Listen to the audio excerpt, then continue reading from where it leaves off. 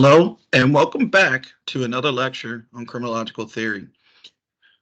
As you can see here, what we're going to talk about today is modern applications of the classical perspective. So we're going to take a look at a couple different theories or ideas as to how we can continue in this classical school to understand, again, why is crime committed and what we can do in some essence about the level of crime that is committed.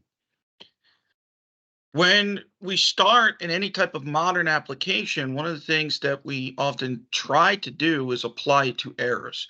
And what you can see here on the slides basically is that there was a resurgence of this, what was long considered an older style of approach to crime, which was in the 1960s. And it was because of the rebirth in academia around not only a number of avenues related to education, but specifically in criminology, these avenues related to what are some of the possible newer thoughts as to where society is, where society is going, and why crime is being committed. So, again, as you've seen with some of the other lectures, I'm not going to read things off of the slides to you. But one of the things to keep in mind, obviously, is that you're going to be wanting to take notes. And if there is something that's relatively important, I am going to probably speak about it directly. And I will mention that in the second bullet point, when they are talking about the ratio of crimes, this goes back to what we talked about in the UCR. We have found that unfortunately, with the Uniform Crime Report, it is not as comprehensive as it should be. We as a society, and when I say we, it's the universal we, it's you and I, do not report to the police the number of crimes that should be reported. But there's also another flip side, which is, are we reporting to the public the number of arrests in jurisdictions for crimes that are being committed? The public wants to know that they're safe. So often what we find is it's not just individuals don't want to report the crime because they're scared or they're embarrassed. It's if they feel like police are not doing their job, or if the criminal justice system is not doing its job to prosecute offenders, then what we also find is that these individuals don't report the crimes. So there was a determination in the 1960s that was the best movement for our public policy initiatives was to report the ratio of crimes that are reported to the police and the number of arrests in jurisdictions. It's not that this wasn't being compiled by the FBI or put together through the Uniform Crime Report, but how many people were accessing it?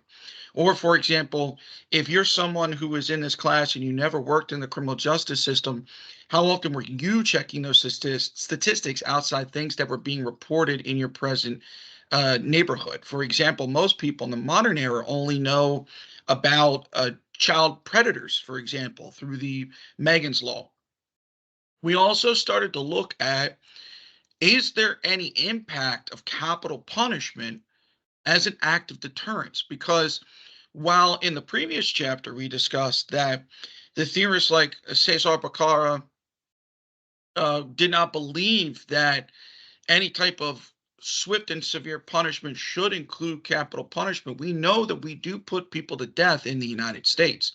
So, knowing that, is it actually working in some measure to actually reduce things like the most heinous of crimes in the United States, which would be capital murder? And like any other type of science, we did look at the data in terms of what we consider the aggregate versus the micro data.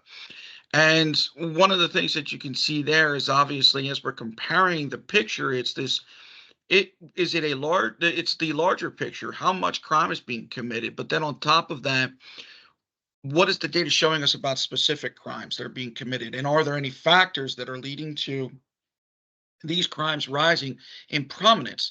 We will actually see this when we take a look at some of the statistics that are tracked by areas like the by prison initiatives, specifically that look at the statistics of what are the crimes that their prisoners are being accused of and then convicted for, and what are they recidivizing on. Let's move along. We also like to ask people information. It's a good way to get a gauge as to, well, are numbers just numbers, or are they a full picture of what we're seeing? So there was a large number of what you see here, cross-sectional studies that not only looked at the perception in the public on this idea of deterrence, but then also too for things like prisoners. Were they viewing the sentences, for example, for their crimes as being sufficient enough to be a deterrence for them personally to not go back and commit a crime and get rearrested? And we also saw that what ends up happening is that the individuals in and of themselves would tell us through this data what their experience was with the criminal justice system in terms of how swift their punishment was. Was it severe enough to keep them either behind bars or to consider not engaging in the crime anymore? Was just as important as did they believe they were going to get in trouble? And individuals who become career criminals, who basically use this as their job, were especially telling us if I'm not getting caught, I'm going to continue to offend. So it gave us a pretty good idea of where are we supposed to go with deterrence. With these questions that you see here on the slide, we're actually going to look at them through some statistics. But before I move on to those statistics, one of the things that we want to focus on is not just the actual rate of reoffending, but is there any type of deterrence that's being caused by putting these people behind bars? If you remember back in the classical and the pre-classical theories in that school, which we're still in that lecture on it, one of the things that we talked about was perception is a big thing when it comes to swiftness and severity. If a person knows they're going to be punished quickly, and on top of that, they know that it's going to be a severe punishment. And what's also part of that certainty is they know exactly how severe, how long, for example, the incarceration time is going to be. You're going to find that there are going to be altered perceptions of severity. And what it was really showing is that it goes back to what we were talking about, the hedonistic calculus, this pain versus pleasure model. We know that prison is a pain. Prison is not wonderful to be in, it's not safe. So if prison is a pain, is it something that is having an impact on these individuals? Well, let's take a look at some of these statistics. What you will see here is a large picture that is put together by the Prison Policy Initiative. This is actually a really good website for any of you who are looking to find information, not just the reports, as you can see here, or even briefings or visuals, and they actually break it down by states as well. And if you are interested in advocating for different initiatives in the prison environment, they do have toolkits, but mostly with issues and data. And as I said before in a previous chapter, I like data. So I pulled up a slide that was put together, and you can see here, slide, it should say page put together, that was relatively recently published, March 14th of this year, of the year 2024. And you will see that they are updating this data to give a picture of where we are with mass incarceration in the United States. And the first one that we're going to look at here is there are 1.9 million people who are locked up in the United States as of the time that they were tracking this data. And they have broken down specifically what the offenses put these people behind bars for, right? Whether it's in state prisons, local jails, or federal prisons and jails. They do also account for juvenile offenders, immigration and detention, and then also what's considered involuntary commitment. And you can see here, these are some of the pretty common offenses that we saw in the UCR, right? We were talking about these, whether you call them type 1, type 2, or whether you call them specifically for juvenile status offenses, we know that these are the average offenses that put people behind bars.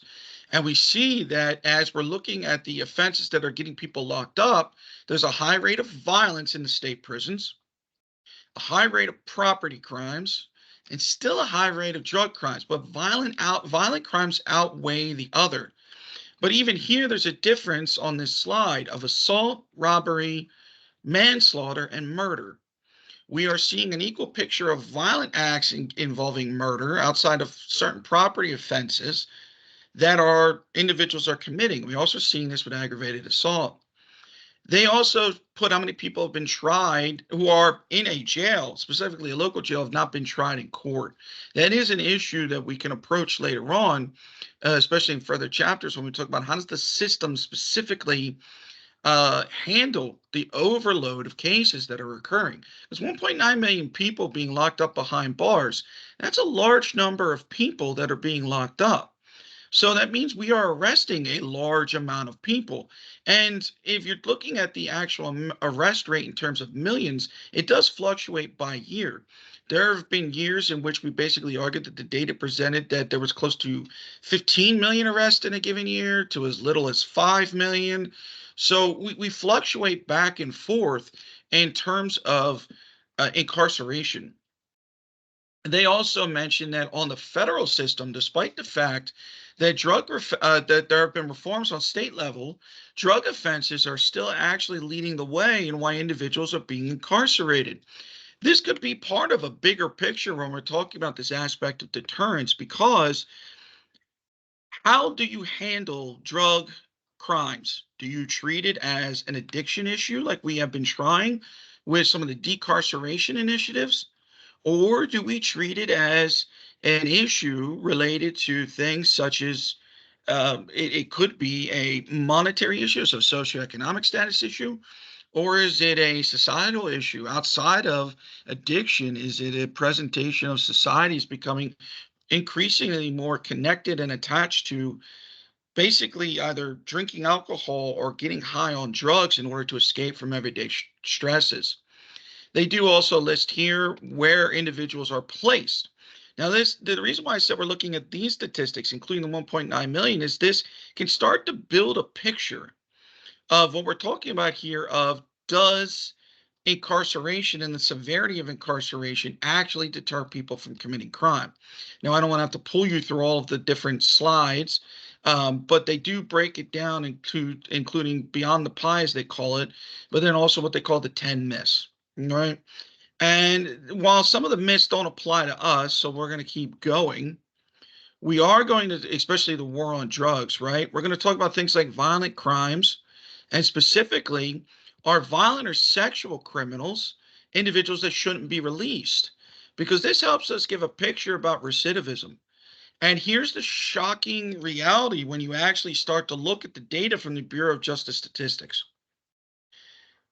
Individuals are more likely to be arrested, as you see here on this slide, for a similar offense within the first 3 years of release if they were arrested and convicted for a drug offense, a public order offense, or a property offense, not violence.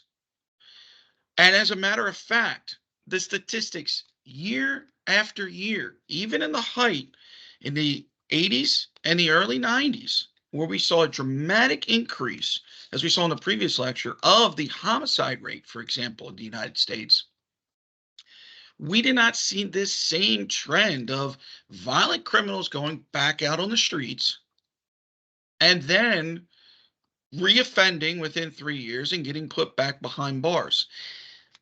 What that it has to do is things around aspects, as we're going to continue to talk as we explore, on things such as age. And they even mention that here above the slide. And like I said before, I don't like to read to you, but it's very important. The risk for violence peaks in adolescence, early adulthood, and then declines with age. So what we're talking about here, and we'll see this as we look at, if, for example, a lecture on biosocial theories of crime. This can include, when does the human brain fully form? When is it fully functional?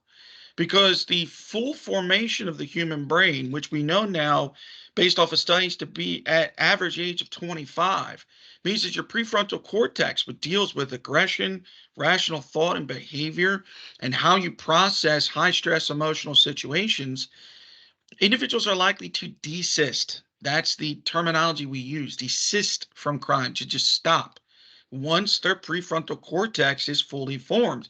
Now, if we'll see, and I don't want to give away anything in the future lecture, there is obviously some issues if there's malformation of that prefrontal cortex, for example, or if there's brain damage from brain injury or from a concussion. But it's pretty uniform. It declines as people get older. The only outliers for this, believe it or not, is the baby boomer generation in the United States. So many of the baby boomers were put behind bars because they were increasingly getting involved in crimes that they have stayed to be basically an aging population within the criminal justice system. We actually are calling it the graying of the prison population, that they didn't really desist from crime as much as we expected simply by the sheer number of people who were being arrested. It's this idea of statistical attrition, that they basically are now just constant recidivists. And one of the problems with recidivism, for example, is how we measure that statistic. In any given year, we believe that recidivism is anywhere between 33 to 45% in the United States, almost half. There are some years where it's been half. But how do you track that? One of the worst cohorts that the Bureau of Justice Statistics found, and they like to follow in 10-year cohorts, was a group that was released between 1995 and 2005. By year 8, so in that 10-year time period, north of 80% of the individuals in that cohort had been reconvicted and incarcerated either for a similar offense as the one that they had been released on or a brand new offense. And on top of that, that cohort had the average arrest rate of 5 arrests per person. So recidivism is a tricky picture when we're talking about statistics, because we can't just say, oh, well, it's 33% in any given year. It fluctuates, and it also fluctuates by offense. And that builds a big picture when we're talking about deterrence. If you want to measure deterrence in terms of whether it's working or not, you have to look at this full picture of what are people going back behind bars for? Are they being arrested for the same offense or a related offense? And you see here the statistics show with drugs, yes. Unfortunately, yes. With public order and property, unfortunately, yes. Which means we have to address deterrence, not just as, do we put people behind bars? We have to address as well the sociological and personal, because it is a person's issue, especially from the classical school, the individual. What are causing these people to see recidivizing as an offender as the correct action for their life path? So let's go back to our lecture, our slides.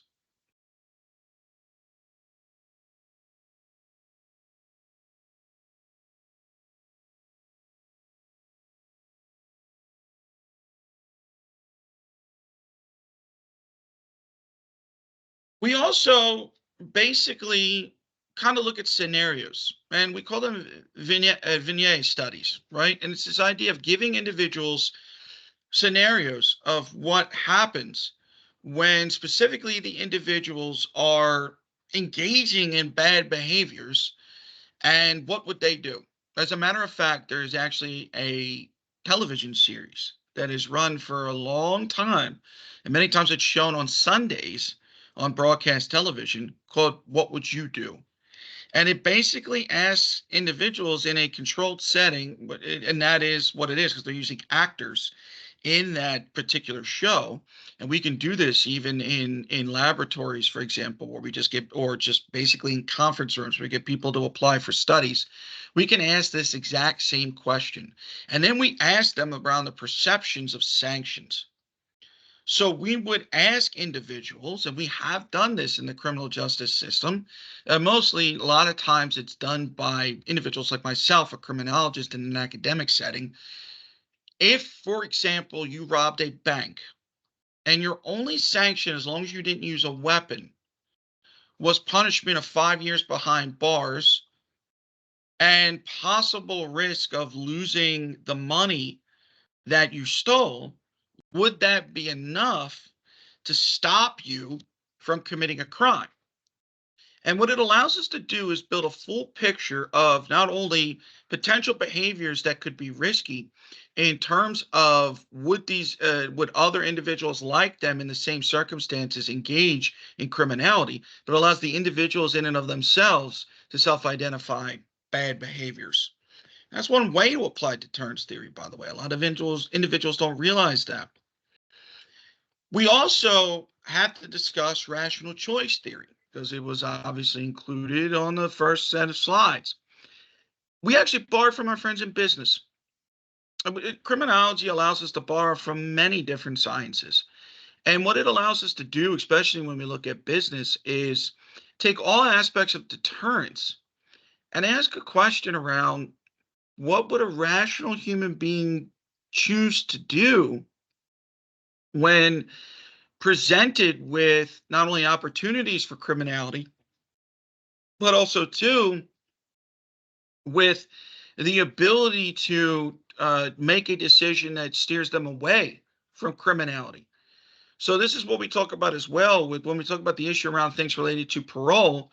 We know that parole only works if individuals are removed from risk factors that could lead them back to crime.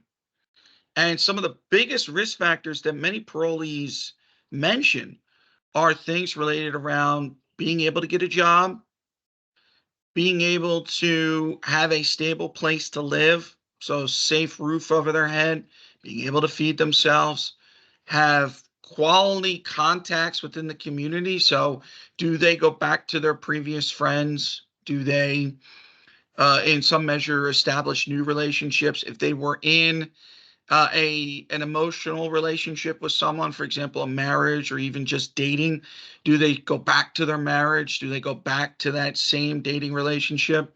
And this actually is kind of part of the rational choice theory, which is if you assume that human beings are rational and you assume that they don't want to engage in bad behavior, they would take even risks related around things like a bad neighborhood and make the decision to leave, that they would remove themselves from bad situations. And it became a little tricky to see whether that actually occurred.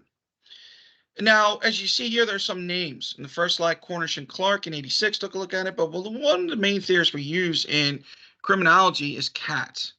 And Katz in 1988 basically listed the importance of making people determined to steer away from criminality.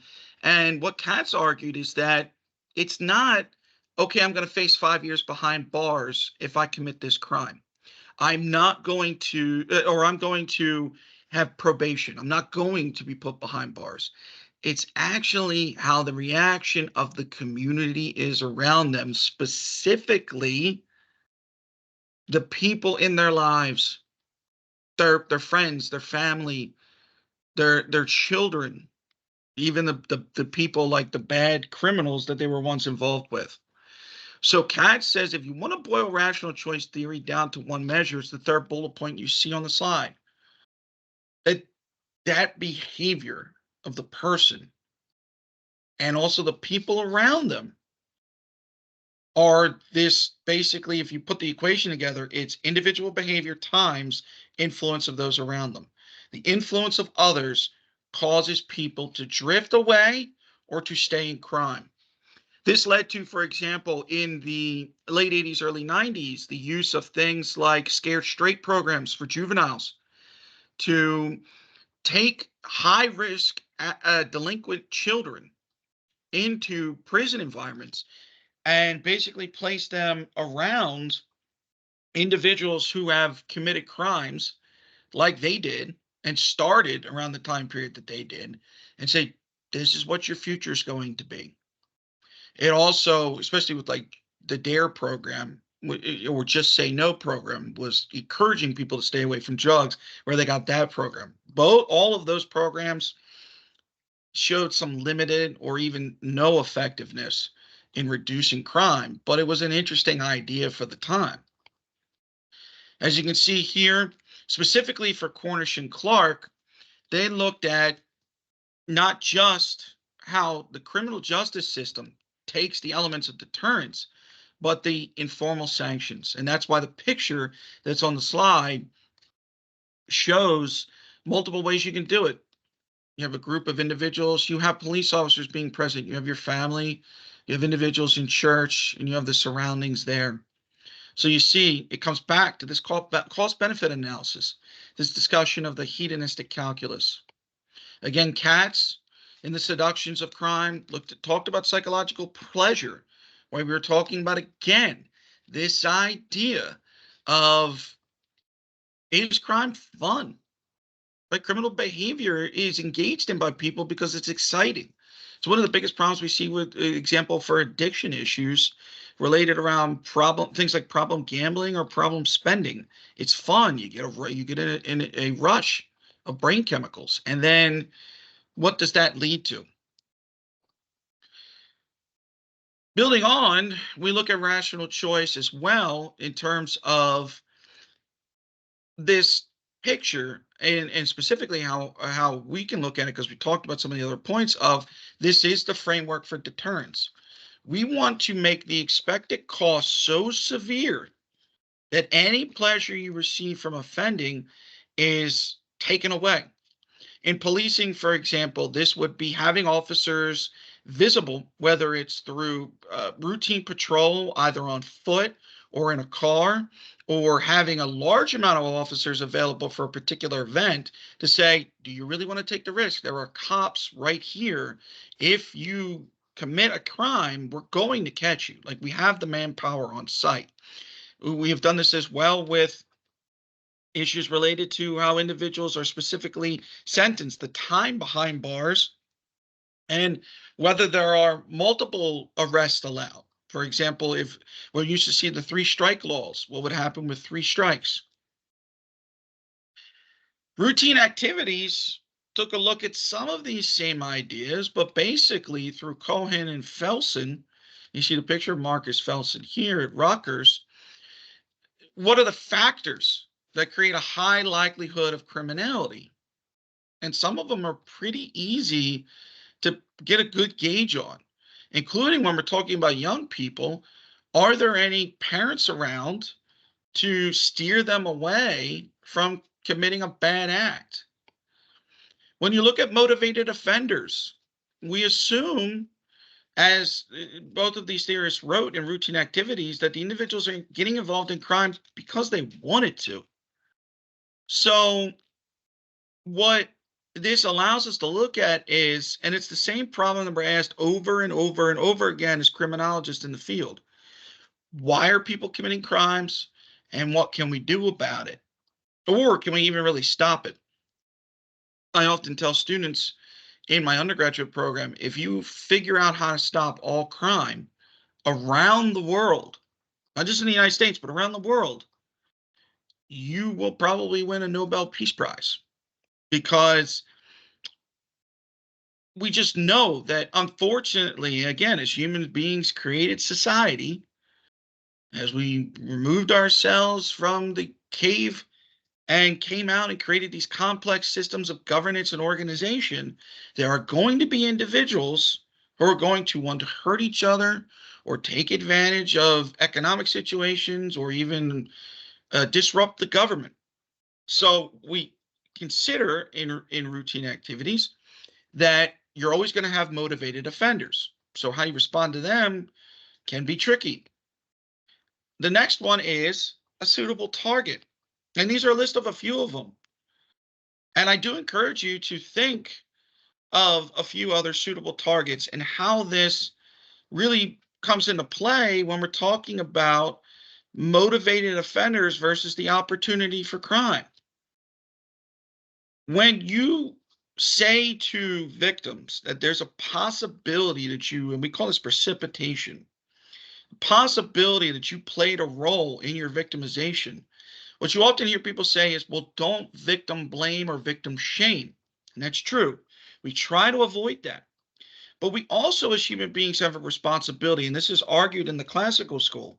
We have a responsibility to ensure that we are realistic about the society that we live in, that we take away any possible pleasure for a criminal, which is the ease of getting away with the crime, in this instance of a suitable target, so they don't engage in actually victimizing us. So when you look at this list of suitable targets, you can see that there are clear risk factors for possible criminality for a large number of offenses. And this is just saying to people, just be smart about your surroundings.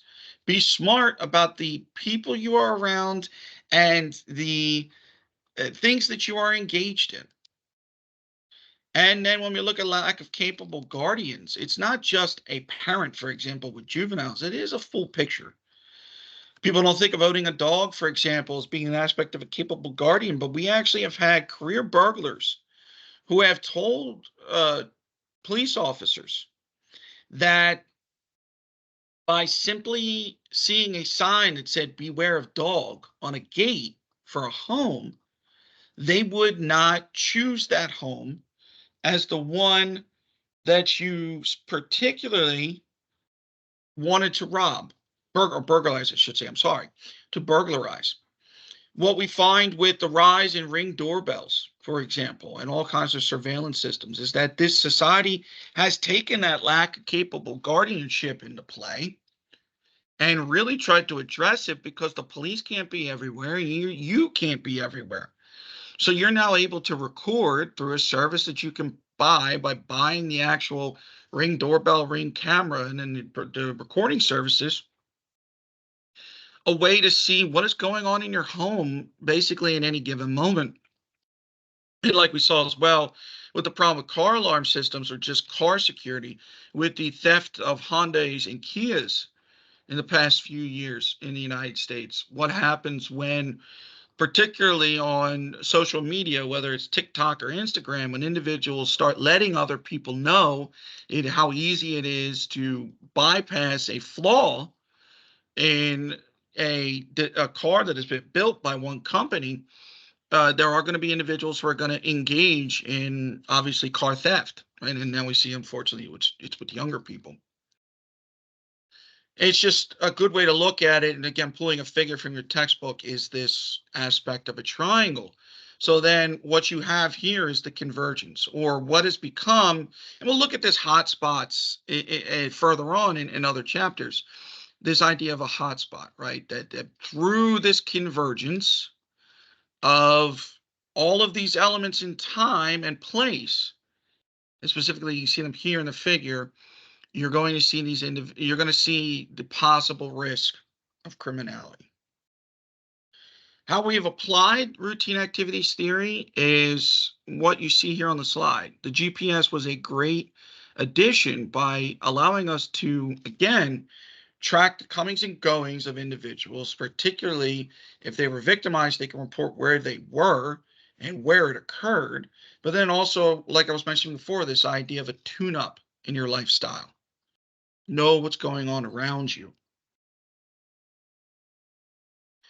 The policy implications for this part of the classical school arose with broken windows theory. And for a period of time, broken windows theory appeared to work. And what I mean by it appeared to work is that by having police officers basically available and engaged in the community by, as you see, they're cracking down on minor offenses, and then encouraging, not just through this arrest, the natural cleaning up of a neighborhood because people were being removed by being, arrested or cited, for example, so fined for these offenses, but also encouraging the neighbors in those neighborhoods to obviously clean up their own neighborhoods. We were seeing that some neighborhoods were improving. But eventually, as the years went on, broken windows theory reached a heightened point of controversy because it started to make people in the communities, particularly lower socioeconomic communities that were often overwhelmingly minority communities, feel like basically they were being constantly policed, or what they labeled oppressed by law enforcement. And we saw a downturn in those communities and a response by these individuals basically just giving up. They just, in essence, they felt trapped So they allowed more crime to filter in. They stopped fighting for their neighborhoods on some measures, or they continued to fight, but they were counteracted by individuals who were meaning to do everybody harm. And it created a massive distrust of the police, and crime rates started to trickle back up in a lot of the neighborhoods where broken windows was applied. We also saw this with three strike laws. And that is the last part of what we're going to do in the lecture today, which is if you have been particularly engaged in felony behaviors, what happens when you know you only have three strikes? And then that's it. We could sentence you to prison for life, no matter what the felony is. Now, if you're looking at it on a specific versus general deterrence end, of course it worked for the offenders who committed that third strike with that third felony and they were placed behind bars, especially if they were placed behind for the rest of their life. General-wise, though, it really did not show a huge statistical downturn in criminality. And it started to create a picture of basically, under the Eighth Amendment, cruel and unusual punishment, because it was, as it was originally written, the third criminal felony. It did not matter what it was. It just had to be a third criminal felony. So in states that had started to tighten some of their felony laws and becoming highly restrictive with the crimes that are occurring and taking some things that have been misdemeanors and making them felonies, they were incarcerating a large number of people. And that led to some of the overcrowding and over prisonization, as we call it in the United States. And it raised serious concerns about whether this is unjust under the Eighth Amendment. And eventually, most three-strike laws were struck down by the United States Supreme Court as unconstitutional. So that is the picture of, as we said before, this modern application of the classical school. I hope that this provided for you some greater understanding of the material that's presented, not only in the textbook, but here in the course. And thank you for listening.